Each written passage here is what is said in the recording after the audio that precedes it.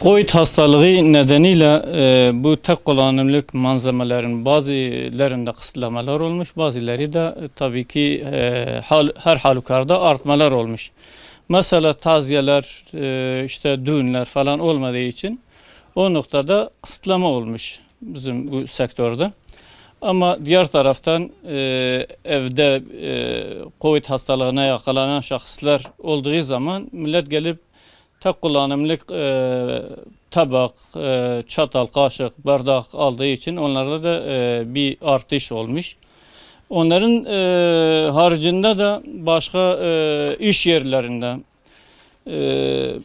kafalarda, çayhanalarda veya medreselerde dahi gelip yemek tabağı, kaşık, çatal tek kullanımlık alanlar vardır. O noktada da bir artış var. Genelde dediğim gibi iş yerlerinde de bir artış var. Çünkü cam bardak kullanan çok kişiler şu anda gelip tek kullanımlık pet bardaklar alıyor, kağıt bardak alıyor. Bu noktada da bir artış var. Fiyat konusunda bir değişiklik yok. Aynı devam ediyor. Bu son zamanlarda bu dolardan dolayı bazı ürünlerde artış istemediğimiz halde de yansımalar olmuş. Ama genelde eski fiyattan %70-80'e varan ürünlerde eski fiyatta devam ediyoruz biz. Patron yok mu? Aynen abi. Gelsene bir.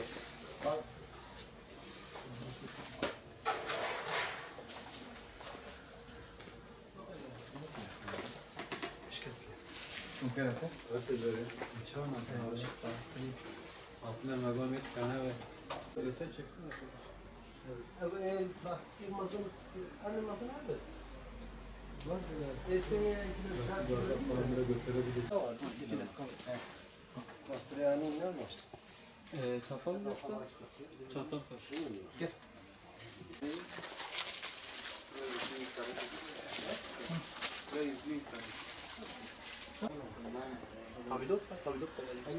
Tablo da ne de var?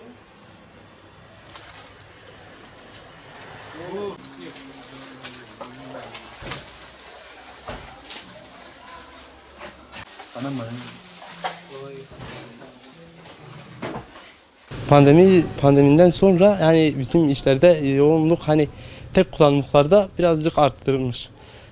İşte plastik tabaklarda olsun, pet bardaklarda olsun, hani kendi hastaları için tek kullanımlıklar yani başkalarına yayılmaması için özellikle bu aralar yoğun bir istek var. Yani genel olarak itibariyle yani devam ediyor öyle.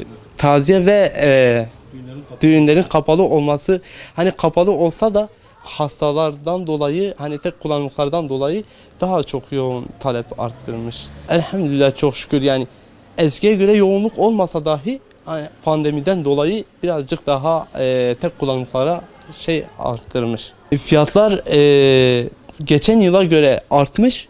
Hani bunun sebebi ise dolara bağlı olarak etkisinden dolayı şu aralar %10 ile %15 arasında bir fiyat yükselmesi olmuş hani genel itibariyle.